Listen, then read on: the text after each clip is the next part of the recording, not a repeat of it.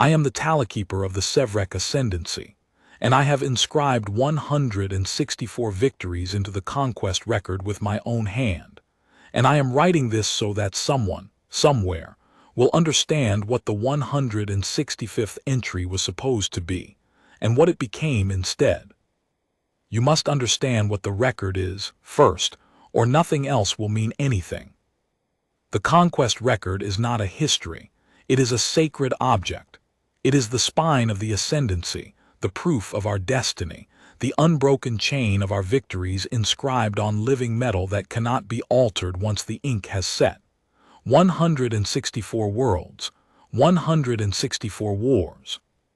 164 times the Ascendancy went out into the dark, found a world worth taking and took it, and 164 times, I, or the Tallykeepers before me, inscribed the victory into the record in the old terse battle script, where a conquered world is reduced to a single cold line. I have read the record from the first entry to the last more times than I can count. I know every line. The early ones are crude, our ancestors were not yet elegant in their cruelty, but they are honest. World taken, people broken, resistance ended.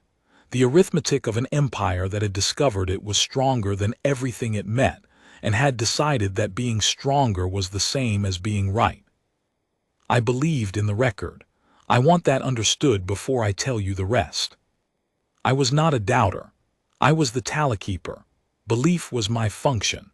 I held the most sacred object of the most powerful empire in the region, and I inscribed its glory, and I did not question, for one moment, that the chain of victories would go on forever, that the Ascendancy was the apex, that the dark belonged to us by right of 164 proofs.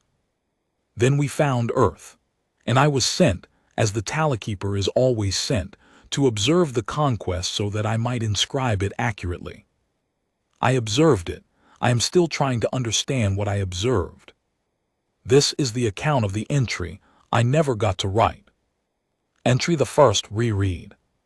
Before Earth, let me show you how the record reads, so you understand the shape of the thing that was broken. The first entry, inscribed by the first Tallykeeper, 1100 years ago, reads in full. World of the Anat, defied the Ascendancy. Fleet met and burned at their moon. Cities taken in 9 days, people yoked. The dark learns our name. Victory the first. That is the whole of it. A world, a people, 1100 years of their history and art and love and fear, reduced to 40 words and the word victory. That is what the record does. It is a machine for turning living worlds into single cold lines, and I served that machine faithfully, and I thought the terseness was strength.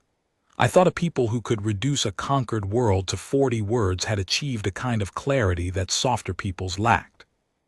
I want you to hold the first entry in your mind. The dark learns our name, because by the end of this account you will understand that the dark had learned our name far better than we ever knew, and had been waiting, with terrible patience, for us to come close enough to inscribe. The entries continue like that, 164 of them. World taken, fleet burned, people yoked, victory the 40th, victory the 90th, victory the 140th, each one terser and more confident than the last, because by the 100th victory the outcome was never in doubt, and a Tallykeeper inscribing a foregone conclusion writes with the boredom of the invincible. The 164th entry, the last true one, the last one before Earth, reads, World of the Mel. Token resistance, taken in 2 days, people yoked, victory the 164th, the pattern holds. The pattern holds. That was the phrase the last Tallykeeper before me had taken to using. The pattern holds. 164 times the pattern had held. There was no reason in 1100 years of unbroken proof to imagine that the 165th would be any different. That is the thing about a pattern that has held 164 times. It does not feel like luck. It feels like law. And an empire that mistakes its luck for a law of nature is an empire that has already lost. It simply has not been told yet. We were about to be told. The weight of the ink. I should explain what it is to inscribe an entry, because the act is the center of my life, and you cannot understand my horror without understanding my craft. The Conquest Record is written in living metal, and the ink is not ink but a thing that bonds to the metal at the molecular level and cannot, once set, be removed or altered. This is deliberate. An empire that could revise its own history would not have a sacred record. It would have a propaganda sheet. The whole power of the record is that it cannot lie, that every line in it is true permanently, beyond the reach of any later embarrassment or revision. A defeat, had we ever suffered one, would have had to be inscribed as truly as a victory, because the ink sets true or not at all. That is the deepest law of my craft. A Tallykeeper who tried to inscribe a falsehood would find the ink simply would not bond, would slew off the living metal like water off glass, because the record knows. For 1100 years this had never been a problem, because for 1100 years there had been nothing to inscribe but victory. The truth and the glory were the same thing. I had never once, in my entire career, faced a gap between what was true and what the empire wished were true, because the empire only ever did one thing, and the one thing was win. I want you to hold that, because it is the quiet horror underneath the loud one. I had spent my life as the keeper of a record that could not lie in an empire that had never needed it to, and I had mistaken the absence of the test for the passing of it. I believed I served truth. I had simply never been asked to inscribe a truth the empire did not want to hear. The first time I was asked, the 165th time, I learned what I actually was, and what the record actually was, and the learning unmade me. But that came later. First came the entries themselves, and I want to read you a few more of them, because the pattern of the record is the pattern of the trap, and you must feel the one to understand the other. 3 entries from the Middle Years. Let me read you the 40th entry, the 90th, and the 130th, so you can feel the empire growing certain. The 40th, inscribed perhaps 700 years ago, still has some of the old roughness, some sense that the outcome was worked for. World of the Cassin, strong fleet well led, 3 engagements before their line broke, heavier losses than expected at the second engagement, cities taken in 31 days, people yoked, victory the 40th, they fought well, it did not matter. They fought well, it did not matter. You can feel in that entry an empire that still respected its enemies, that still understood a war as a thing with 2 sides, heavier losses than expected. The Tallykeeper of that age still expected to be surprised sometimes. The pattern was strong but not yet absolute. Now the 90th, perhaps 400 years ago. World of the Oran, resistance as projected, fleet broken in 1 engagement, cities taken in 11 days, people yoked, victory the 90th. The projections were exact. The projections were exact. Feel the change. By the 90th, the surprise is gone. The Tallykeeper no longer expects heavier losses than projected. The projections are exact. The war has become a calculation that reliably resolves. The enemy is no longer respected, they fought well has vanished, because the enemy no longer matters enough to assess as a fighter. The enemy is only a set of projections, and the projections are exact. And the 130th, perhaps a century ago, in the lifetime of the Tallykeeper who trained me. World of the Vask, taken, victory the 130th. 3 words and a number, that is the whole entry. By the 130th, the ascendancy had grown so certain that a conquered world did not merit a sentence. Taken.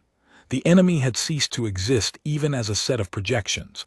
It had become a verb performed upon an object. The world was not fought, it was simply taken, the way you take a cup from a shelf. Do you see the trajectory? They fought well, it did not matter, to, the projections were exact, to taken. That is 1100 years of an empire forgetting that its enemies were real. And a power that has forgotten its enemies are real is a power that can no longer see a real enemy when one finally comes.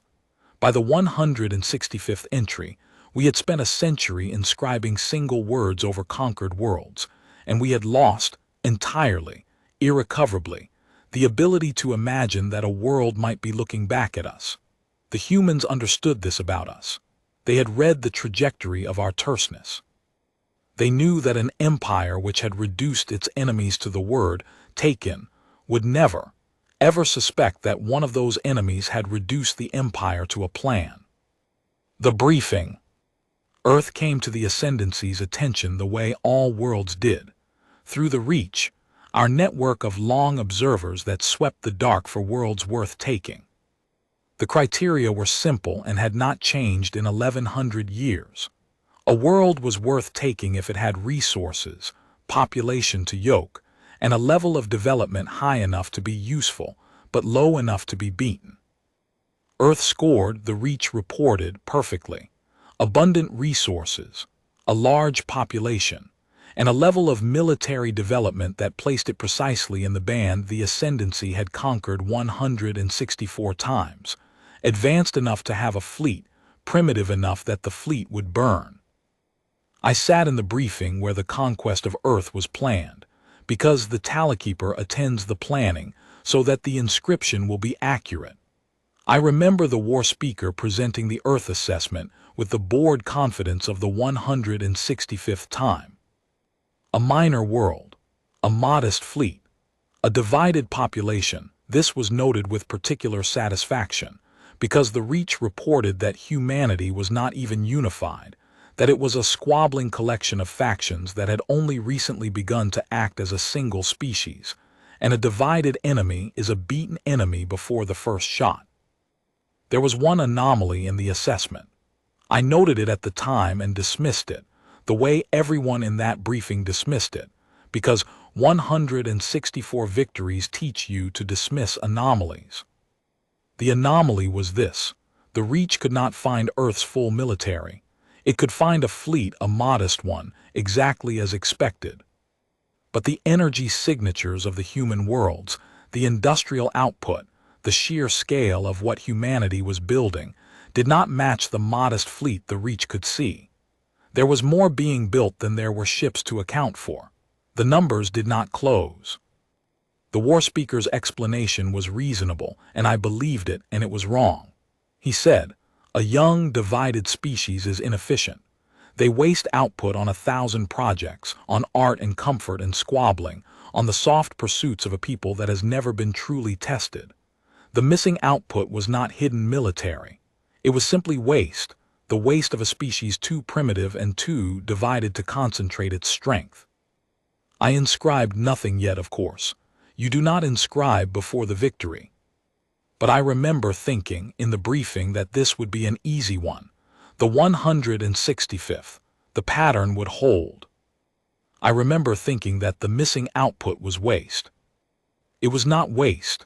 I understand now what it was.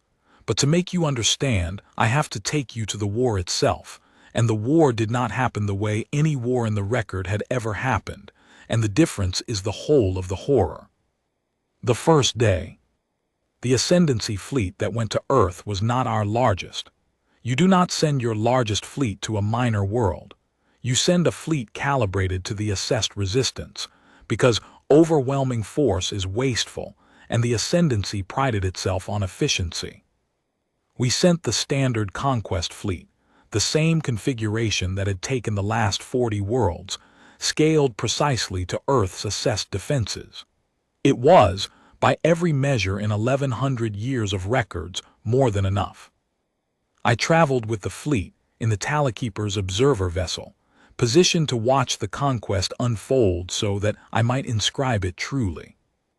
The first day went exactly according to the pattern, and that was the first thing that frightened me, though I did not know yet that it should. Earth's modest fleet met us as assessed. It fought as assessed. It was outmatched as assessed. And it burned as assessed. The human ships died in the predicted numbers, in the predicted ways. And by the end of the first day, the Ascendancy fleet had achieved exactly the victory the briefing had promised, on exactly the schedule the pattern predicted. I remember the satisfaction aboard the flagship. The war speaker had the bearing of a man whose calculations had been confirmed. The pattern was holding. Earth's fleet was burning. The 165th entry was writing itself. But I was the Tallykeeper, and my function was observation, and I had observed 164 conquests in the record, and traveled with the fleet for the last several, and something was wrong, and I could not name it, and the not naming sat in me like a stone. It was this: the human fleet was fighting wrong. Not badly, wrong. In every conquest in the record, a defending fleet fights to win, fails, and then fights to survive, and then breaks. That is the pattern of a defending fleet. It is as reliable as the pattern of conquest itself. I had watched it many times. But the human fleet did not fight to win, and it did not fight to survive, and it did not break. It fought instead with a strange economy, a deliberateness that I had no frame for. It traded ships for time in precise ratios, as though each human vessel had been assigned an exact quantity of delay to purchase with its destruction. It died on schedule, but it was Earth's schedule, not ours, and I was the only one aboard the flagship paying close enough attention to notice that the humans seemed to be losing the war according to a plan. You do not lose according to a plan. Losing is the absence of a plan. A fleet that is losing according to a plan is not losing. I did not say this to the war speaker. What would I have said?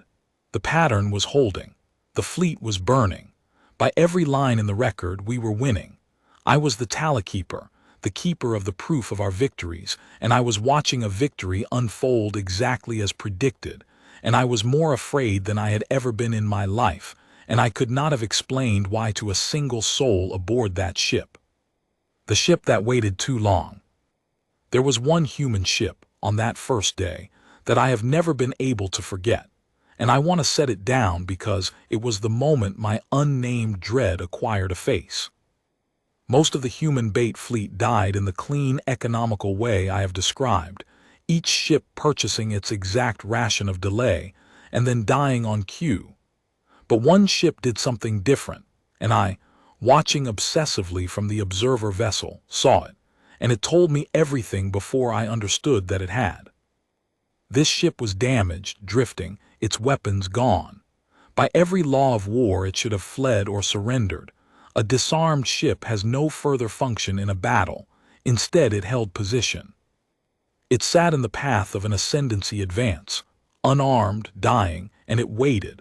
And I could not understand why, until an ascendancy squadron moved to bypass it as the harmless wreck it was. And the human ship, at exactly that moment, with exactly the timing of a thing that had been waiting precisely for this, detonated its own core. It was not a weapon strike. It was a planned self-destruction, held in reserve, spent at the exact instant it would catch the bypassing squadron in the open. The ship had been disarmed for some time. It had spent that time not fleeing, not surrendering, but waiting, holding its own death in its hands like a coin, refusing to spend it until the moment of maximum purchase, and then spending it without hesitation. I understood, watching that I was not looking at a fleet that had been caught off guard and was improvising its destruction. I was looking at a fleet in which every single ship, down to the disarmed and the dying, knew the plan, knew its role, knew the exact moment it was meant to die and what that death was meant to buy. The disarmed ship had not been waiting in fear or confusion. It had been waiting on schedule. Its death was an inscribed line in a record I could not see, a record the humans were writing in real time across the battle, and every human ship was a Tallykeeper of its own planned death, executing it with the flawless economy of a craft perfected over decades. That is when my dread acquired its face. The face was this: somewhere the humans had a record too. Not of victories, of roles. A plan so complete that a disarmed ship knew to wait, dying, for the one moment its death would matter most. And a people that can write a plan that complete, that can make every ship a willing line in it, is not a people you conquer. It is a people who has already decided exactly how your conquest will go, and has assigned your fleet a role in it, and is waiting, disarmed, dying, patient for you to play your part. We played it. We played it perfectly. We were the best audience a performance ever had. What the Tallykeper knew, that the war speaker did not. I have to explain something about my function, because it is the reason I saw what no one else saw. The war speaker reads the battle. I read the record. Those are different skills. The war speaker sees the fleet in front of him and judges whether it is winning. I have spent my life immersed in the deep pattern of 164 conquests, and so I do not see a single battle. I see a battle laid against 1100 years of other battles, and I feel it in my bones when a thing deviates from the deep pattern, even when it matches the surface pattern. And Earth matched the surface pattern perfectly while deviating from the deep pattern completely, and the perfection of the surface match was itself the deviation, and I will try to explain what I mean. In a true conquest, the surface is messy.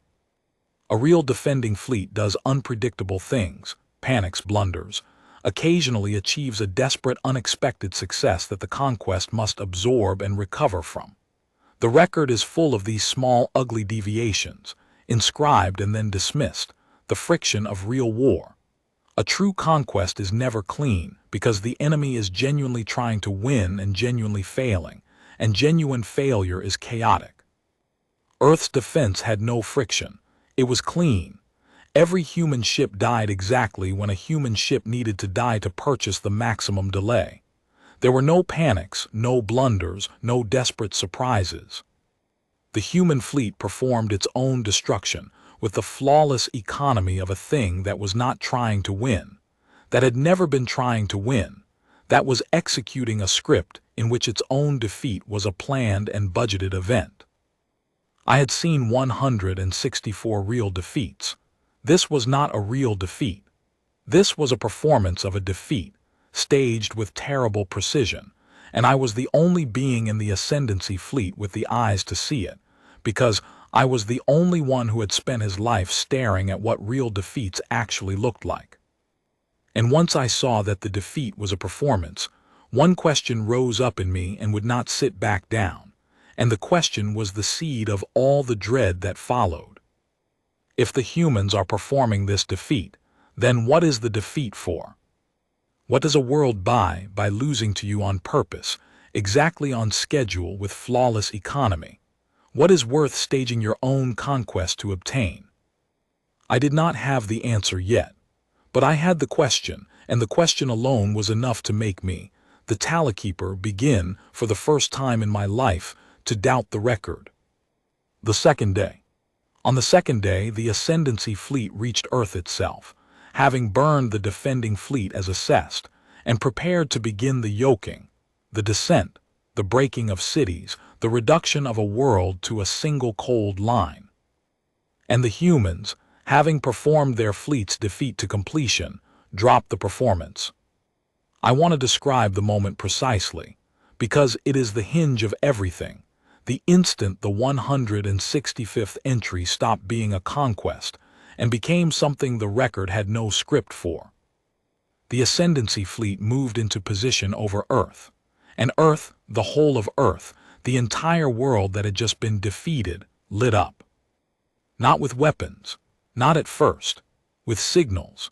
Across every frequency from the surface and from the dark around it, an enormous coordinated cascade of communication, and the reach aboard the flagship which had spent the whole campaign reporting a modest, divided, primitive world, suddenly reported that it had been wrong about everything, all at once, in the worst possible way. The missing output, the output the briefing had dismissed as waste. It had not been waste. It had been the rest of the military, the real military, the vast hidden one, built in the dark places the reach could not see, in the deep system, behind the moons, in the long dark beyond the planets, everywhere the modest visible fleet had drawn our eyes away from. The visible fleet had never been Earth's defense. The visible fleet had been the bait, a sacrifice, performed to completion, designed to draw the Ascendancy fleet into exactly the position it now occupied. Deep in Earth's gravity well, committed, calibrated for a minor world, with the real human military rising up out of the dark on every side. We had not conquered Earth's fleet. Earth had spent its visible fleet deliberately to purchase our presence in the killing ground. The whole first day, the flawless performed defeat that had so frightened me, had been the buying of this exact moment. The war speaker, to his credit, understood instantly. I saw it cross his face, the recalculation, the horror of a man who has just discovered that the pattern did not hold, that the assessment was not merely wrong but had been authored by the enemy, that he had been reading a battle the humans had written for him to read. He gave the order to withdraw. It was far too late. It had been too late since before the fleet ever arrived. It had been too late, I would come to understand, for 164 entries. The thing the ledger did not show. I am going to step out of the battle for a moment, because to understand what happened next, the obliteration, the thing the title of this account promises, you have to understand the thing I learned afterward, in the long emptiness that followed, when I was one of the few left alive to learn anything. The humans let me live. That is part of the account and I will come to it. But they let me live for a reason, and the reason was that I was the Tallykeeper, and they wanted the record's own keeper to understand what the record had been. So they showed me. They opened their own archives to me, the way they apparently open everything, and they let me see the war from their side, and what I saw unmade me. The Ascendancy's 164 victories were real. The worlds were taken. The fleets were burned. The peoples were yoked. I had inscribed true things, but the meaning I had inscribed, the meaning of an apex predator proving its dominance across 1100 years, that meaning was a lie, and it was a lie the humans had been carefully cultivating for longer than I had been alive. Here is what the humans showed me. For decades, long before Earth was ever a target, long before the Ascendancy fleet was ever assembled, humanity had been watching the Ascendancy conquer. They had watched victory after victory, entry after entry, and they had done the thing no conquered world had ever done, the thing the Ascendancy's entire self-understanding made unthinkable. They had studied the conqueror not to resist it, but to understand its pattern. And they had realized something about the Conquest Record that the Tallykeepers themselves had never realized. The record was a vulnerability. An empire with an unbroken record of 164 victories is an empire that cannot imagine losing. Its assessments grow lazy. Its fleets grow calibrated to expectation rather than reality. Its war speakers read the surface pattern and never the deep one. A perfect record does not make an empire strong. It makes an empire predictable. And a predictable empire can be scripted, drawn, and trapped by anyone patient enough to study the pattern and author a battle that fits it perfectly until the instant the trap closes. The humans had not been Earth's defenders. The humans had been the Dark's response. They had watched a predator grow fat and certain on 164 easy kills, and they had built themselves into the 165th. The kill that looked exactly like the previous 164, right up until it wasn't, because the only way to destroy a predator that perfect at winning was to give it a victory it could not tell from all the others until it had already swum all the way into the mouth that was waiting. The pattern held the last Tallykeeper had written. The pattern holds. The humans had read that line too, and they had built Earth to be the place where the pattern, having held 164 times, would finally, fatally, hold one time too many. The 40 years. The humans showed me the 40 years. I have to tell you about them, because they are the part that no one in the Ascendancy will ever believe, and the part that matters most. Before the 40 years, though, I have to tell you what it was to stand aboard the human ship, because the feeling of it explains why I believed everything they showed me, when by rights I should have called it all a conqueror's lie. I expected, when they brought me aboard, to find triumph. I had spent my life around triumph. I knew its texture, A people that had just obliterated the largest predator in the region in 51 minutes should have been drunk on it, loud with it, the way the Ascendancy was loud after every victory. The humans were not. That was the first thing that undid my certainty. The human ship, in the hour after the greatest military achievement I had ever witnessed, was quiet. Quiet the way a place is quiet after a hard necessary thing has been done. Not the way a place is quiet before a celebration, but the way it is quiet after a funeral. They had spent their own bait fleet to make the trap. Real human ships, real human crews, the ones who waited disarmed and dying to spend their deaths at the moment of maximum purchase. Those had been real people, and the humans who survived were not celebrating them. They were mourning them, even in the hour of total victory. That was when I understood that the humans were not predators at all. A predator celebrates a kill. These people had just made the largest kill in the recorded history of the region, and they were grieving their own dead and treating me, the enemy's Tallykeeper, with a sober courtesy that had nothing of triumph in it. They had done a terrible thing. They knew it was terrible, the obliteration of a fleet, the calculated spending of their own people. And they had done it anyway, because the alternative was to let a predator that could not imagine losing keep killing forever.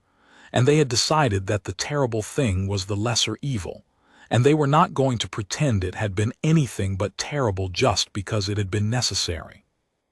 I have inscribed 164 victories, and I never once saw a victorious Ascendancy fleet grieve. We celebrated. We always celebrated. And standing in that quiet morning human ship, I understood the entire difference between the two peoples in a single observation. We killed because we enjoyed winning, and they killed because something needed to be stopped, and the proof was that we celebrated and they grieved. A people that grieves its own victories is a people you cannot understand through the record, because the record only knows the kind of victory you celebrate, and has no line, no script at all, for the kind you mourn.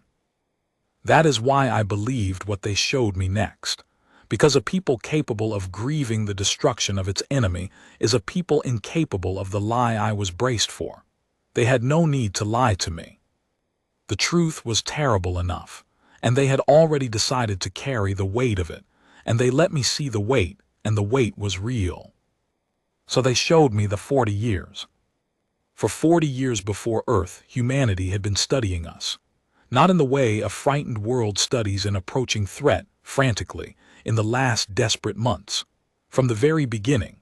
From the first time a human long-range observer had caught the light of one of our conquests and a human analyst had thought, not we must hide, but what is that and how does it work? They had collected our conquests the way I collected them, but where I collected glory, they collected data. Every victory the Ascendancy won, somewhere in the dark a human watched it and recorded it and added it to a growing understanding of how we fought, how we assessed, how we calibrated our fleets, how our war speakers read battles. They had, the commander told me, reconstructed the logic of the Reach, our own observer network, from the outside, by watching which worlds we targeted and inferring the criteria. They had reconstructed the calibration tables our war speakers used, by watching the size of the fleets we sent against worlds of known strength. They had, over 40 years, built a model of the Sevrekh Ascendancy so complete that they could predict, before we even found a world, roughly what fleet we would send to take it. And the keystone of the whole model, the thing that made the trap possible, was the record itself. The humans had obtained the contents of the Conquest Record. I do not know how. The commander would not say. I suspect a yoked world, one of the conquered, had carried it out into the dark as the one weapon a broken people could still wield. And the humans had read all 164 entries, and they had seen what I showed you, the trajectory of the Terseness. They fought well, it did not matter to the projections were exact to taken. And they had understood from the shape of our own sacred boasting, the exact disease of our certainty. They knew we could no longer imagine an enemy that was looking back. They knew our assessments had grown lazy on a century of foregone conclusions. They knew our war speakers read the surface and never the deep. They knew, above all, that an empire with 164 victories would see the 165th target, a minor, divided, modestly armed world, and feel nothing but the boredom of the invincible. So they built that world. Earth presented to our reach exactly the profile our reach was lazy enough to accept. Minor, divided, modestly armed. The division was real but performed as weakness. Humanity had been unified in this one purpose for 40 years while appearing fractured.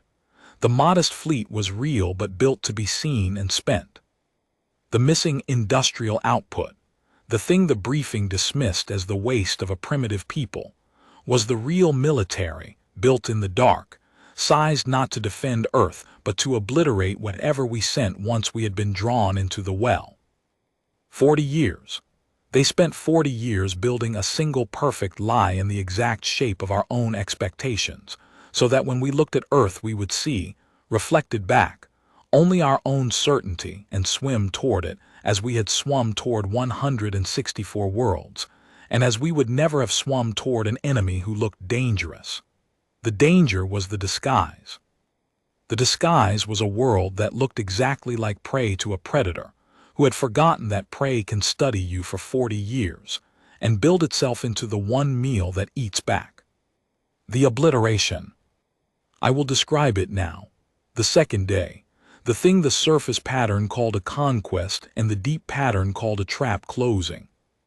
The real human military rose out of the dark, and the Ascendancy fleet, calibrated for a minor world, committed deep in the gravity well. Its withdrawal order given far too late, discovered what it had actually been sent against. It was not a fair fight. I want to be precise, because the record taught me to be precise, and precision is the only honesty I have left.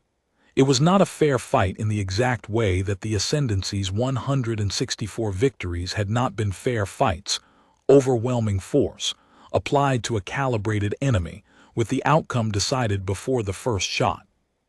The humans had simply done to us what we had done to 164 worlds, with one difference. They had done it on purpose, with our full cooperation, having arranged for us to bring exactly the wrong fleet to exactly the wrong place at exactly the wrong time, believing the entire while that we were winning. The flagship died in the first minutes. The war speaker died reading a battle he had finally, too late, understood. The standard conquest fleet, the configuration that had taken the last 40 worlds, was not burned the way Earth's bait fleet had been burned, in the slow performed economy of a planned sacrifice. It was obliterated, in the old sense of the word, the sense that means a thing is not defeated but erased, removed from the record of things that exist, reduced not to a cold line but to nothing at all.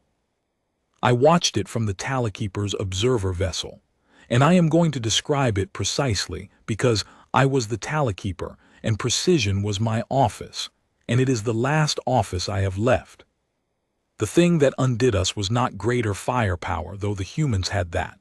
It was coordination, the same flawless economy I had seen in the bait fleet's planned death, now turned to the work of killing. Every human weapon fired as though it were a single mind with 10,000 hands.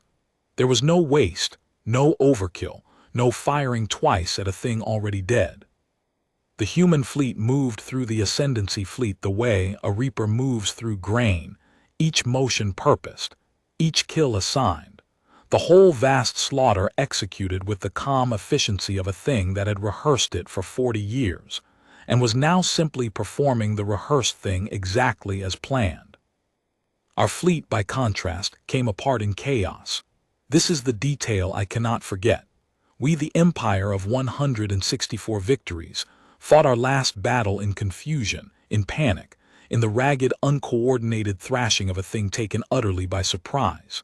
And the humans, the supposed prey, the minor divided world, fought it in perfect calm order.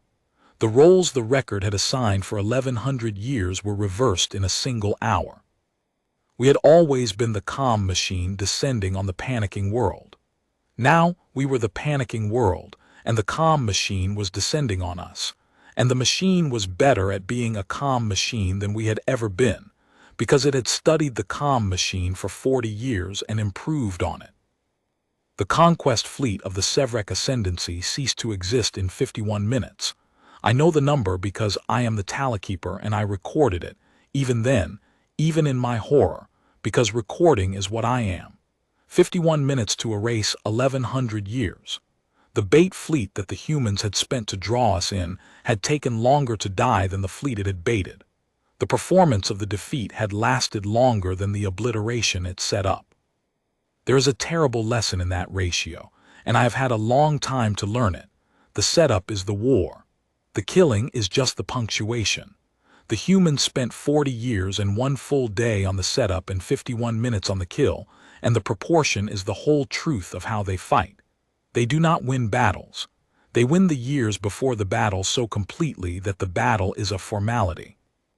The flagship was already gone by then. The war speaker was already dead, and the order to withdraw, given far too late, reached ships that no longer existed to receive it. And then in the silence after, the human signals found my small observer vessel, alone, unarmed, carrying nothing but the Tallykeeper and his instruments. And a human voice, the first I had ever heard, spoke to me across the dark. It said, "You're the one who writes it down. We know what you are. Don't run, you can't, and we're not going to hurt you. We want you to see. We want the one who keeps the record to understand what the record was. Come aboard, we'll show you. And then we're going to send you home so you can write the last entry yourself." What the humans wanted me to see. They brought me aboard a human vessel, and they did not harm me, and they showed me the war from their side, and I have already told you the worst of what I learned. That the record was a vulnerability, that the pattern was a trap, that 164 victories had been the bait that made the 165th fatal. But there was more, and the more was worse, and I have to set it down. The human who spoke with me, a commander, though they did not seem to value the title the way we did, explained why they had done it this way. Why the elaborate performance? Why spend a real fleet, real human lives on a staged defeat, when surely a power that could obliterate the Ascendancy fleet in under an hour could simply have met it openly and destroyed it? And the answer was the thing that opened the dread into awe, the thing I have not been able to stop thinking about in all the time since. They could not simply destroy the Ascendancy fleet, the commander said, because destroying one fleet would not have ended the Ascendancy. It would have warned it. A power that loses one fleet openly learns, adapts, returns with more. The humans did not want to defeat the Ascendancy. They wanted to end it, and to end a predator that had grown across 1100 years. You could not simply kill its fleet. You had to kill its certainty. You had to break the record itself. Because the record was the Ascendancy's spine. 1100 years of unbroken victory was the thing that held the whole empire together, its confidence, its expansion, its identity, its will. An empire built on a perfect record is an empire that has staked its entire existence on the record never breaking. And so the humans had not aimed at the fleet. They had aimed at the record. They had engineered not a defeat but an obliteration, total and humiliating and impossible to explain away, specifically so that the 165th entry could not be a defeat that the Ascendancy absorbed and avenged, but a wound the Ascendancy could not survive. The breaking of the unbroken chain, the proof, suddenly, that the pattern did not hold, had never been a law, had always been only luck dressed up as destiny. And there was one more thing. The commander told me there had been other powers watching, other predators, smaller than the Ascendancy but cut from the same cloth, who had been waiting in the dark to see whether Earth would fall like the others, waiting to learn whether humanity was prey or not. The performance had been for them too. The humans had wanted every hostile power in the region to watch the most perfect predator in 1100 years swim confidently into Earth and be erased in under an hour. One obliteration, staged before the whole dark, to teach every watching predator the single lesson that would keep them away from humanity for 100 years. The perfect record is the bait. Do not come. Earth had not won a war. Earth had written a line into the dark itself, a line every predator could read, and the line said, "We are the world that ends things that win too much. Stay away." The other watchers. I have to tell you about the other watchers, because the commander made certain I understood them, and because they are the reason the obliteration had to be what it was. The Sevrekh Ascendancy was the largest predator in the region, but it was not the only one. There were others, smaller empires, raider kingdoms, hungry young powers, who had been watching the Ascendancy's conquests the way scavengers watch a great hunter, learning, waiting, taking the worlds the Ascendancy did not bother with. These powers had also been watching Earth. They too had read the Reach's profile of a minor divided world. And they had been waiting to see what the Ascendancy did, because the Ascendancy was the test. If the great predator took Earth easily, as it took everything, then Earth was prey, and the scavengers would feel free to prey on humanity in the Ascendancy's wake for the next 1,000 years. The humans knew this. Of course they knew this. They had spent 40 years learning the whole ecology of the dark, not just the Ascendancy but everything that watched the Ascendancy. And so the obliteration was not aimed only at us. It was a message composed for every watcher at once. That is why it could not be a fair fight, or a hard-won victory, or even a clear defeat of our fleet. A hard-won victory would have told the watchers that humanity was strong but beatable. A clear defeat of our fleet would have told them that humanity was strong, but that the Ascendancy had simply blundered. Neither of those would have kept the scavengers away. What kept the scavengers away, the only thing that could, was obliteration, the largest predator in the region, sent against a world that looked like easy prey, erased in under an hour totally, with its perfect record broken in the most humiliating way imaginable. That spectacle, witnessed by every watching power, taught a single unambiguous lesson that no amount of greed could argue with. The world that looks like prey is the one that erased the apex predator. Do not test it. There is no version of testing it that ends with you alive. The humans had not fought one enemy. They had fought every predator in the region simultaneously, and they had defeated all of them with a single battle, by making that battle a demonstration aimed at the watchers rather than a war aimed at us. We were not even the true target. We were the instrument. The Ascendancy's destruction was the chalk with which humanity wrote its warning across the sky, and the warning was read by every hungry power in the dark, and the dark went quiet around Earth for 100 years, and not one scavenger came, because every one of them had watched what happened to the predator who did.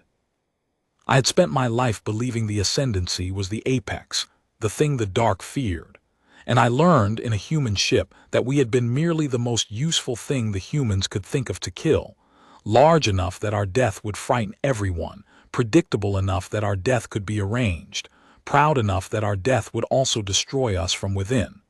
We were not the apex. We were the example. The humans needed to make an example of the strongest predator in the dark, and we volunteered 165 times over, by being exactly the kind of empire that could not imagine being anyone's example. The long way home. They sent me home. I will come to the manner of it, but first I want to record the journey itself, because it was alone in the observer vessel on the long way back that I understood the full shape of what the humans had done, and the understanding is the heart of this account. I had time to think, alone in the dark with the truth, and the more I thought, the more I saw that the humans had not simply destroyed a fleet or even broken a record. They had performed a kind of surgery on the entire region of the dark, and the surgery had been planned with a patience that made my 1100 years of glory look like the thrashing of an infant. Consider what one battle accomplished. It destroyed the Ascendancy's fleet, but that was the smallest part. It broke the Ascendancy's record, which dissolved the Ascendancy's certainty, which freed 164 conquered worlds without the humans firing a single shot at any of them. It demonstrated to every watching predator in the region that humanity was not to be tested, which secured Earth's safety for a century without a single further battle. And it did all of this through a single engagement that, to the casual eye, looked exactly like the conquests that had come before it. A fleet meeting a fleet over a contested world. The humans had found the one point in the entire system where a single precise blow would unravel everything. They had found it the way a surgeon finds the one vessel that, cut, drains the whole tumor. And they had found it by studying, by the patient, unfrightened, decades-long study of a thing that everyone else in the dark only feared. Every other world that ever encountered the Ascendancy had done the natural thing, the prey thing. It had been afraid, and its fear had filled its whole mind, and a mind full of fear has no room left to study. Fear is a kind of blindness. The conquered worlds had feared us so completely that they never once saw us clearly, never once studied the shape of our certainty, never once found the soft place that the humans found in 40 unafraid years. That was the human weapon, not the hidden fleet, not the 40 years of preparation. Those were only expressions of the real weapon, which was the refusal to be afraid, the decision made at the level of an entire species to meet the most terrifying power in the dark not with terror but with a notebook, to look at the thing everyone else fled from and say, let us understand it, let us watch it, let us learn exactly how it works, and then let us build the precise thing that ends it. I have inscribed 164 victories won by fear. And I learned on the long way home that fear is the weakest weapon there is, because fear makes the frightened look away, and a thing you have made look away can never study you, and a thing that cannot study you can never find the place where you break. We ruled by fear for 1100 years, and our fear was our undoing, because it trained every enemy to flee instead of to watch, every enemy but one, who watched and found the place and ended us. The humans did not rule us by fear. They ended us by attention, and attention, I have come to believe, is the only thing in the dark that the fearful can never defeat, because the fearful, by their nature, have already looked away. The last entry. They sent me home, as promised. They put me back in my observer vessel, unharmed, with my instruments intact, and they let me carry the truth back to the Sevrekh Ascendancy, because, the commander said, a truth that comes home in the mouth of the enemy's own Tallykeeper cannot be denied the way a truth carried by a stranger can. They knew exactly what I would do. They had read the Ascendancy as completely as they had read its fleet. They knew that the Tallykeeper, having seen what I had seen, would have only one duty left, and that the duty would finish what the obliteration had started. I returned to the Ascendancy.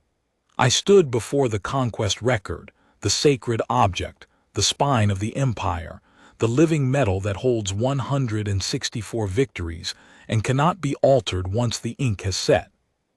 And I took up the inscribing tool, the one I had used to write of the Mel and the worlds before them, and I prepared to inscribe the 165th entry, the way the Tallykeeper always inscribes the latest victory. Except it was not a victory, and the record cannot hold a lie, that is its nature, the ink sets true or not at all. And so I did the thing that ended the Sevrekh Ascendancy, the thing the humans had sent me home to do, the thing that was the final move in a war that had been won before the first shot. I inscribed the truth.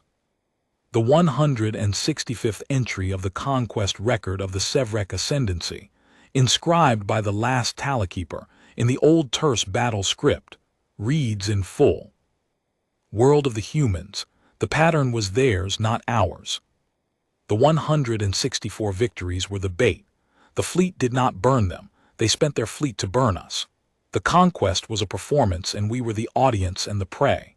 The fleet of the Ascendancy is obliterated. The dark was watching, and the dark has learned our name, and the name it has learned is the empire that won 164 times and could not tell the bait from the meal. There is no victory the 165th. There is only this. An empire dies not when it loses, but when it learns that all its winning was a thing the enemy allowed. Let no Tallykeeper come after me. The record is ended. The pattern held one time too many. I set down the tool, the ink set true. And the Ascendancy, which had survived defeats it never had but could not survive a broken record, began that hour to come apart. Not in battle, in certainty. The yoked worlds, watching the unbreakable empire's unbreakable record break, understood at last that the pattern had only ever been luck, that the apex was not the apex, that the thing they had feared for 1100 years had been swimming toward a mouth in the dark the whole time. And one by one, across the long emptiness, the conquered world stopped being afraid. And an empire that rules by fear, the instant its subjects stop being afraid, is not an empire anymore. It is only a fleet, and the fleet was obliterated over Earth. The Tallykeeper, the end. I am writing this final part for myself, because I am the last Tallykeeper, and there is no one left to inscribe for. And a man who has spent his life recording must record himself at the end or vanish without a line. I think often about the first entry. The dark learns our name. 1100 years our ancestors wrote that with pride, believing it meant the dark feared us. And it did for a while. But the dark is large and patient, and somewhere in it was a world that learned our name not to fear it but to study it, that watched our every victory not as a victim but as a student, that read our sacred record as a manual of our weaknesses, that understood, before we ever found them, that an empire's perfect record is the softest part of it, the place where the killing blow goes. I do not hate the humans.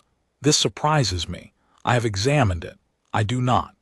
They did to us precisely what we did to 164 worlds, and the only difference, the entire difference, is that they did it to a predator instead of to prey, and that they did it to end a thing that needed ending rather than to feed a thing that only wanted to grow. We took worlds because we could.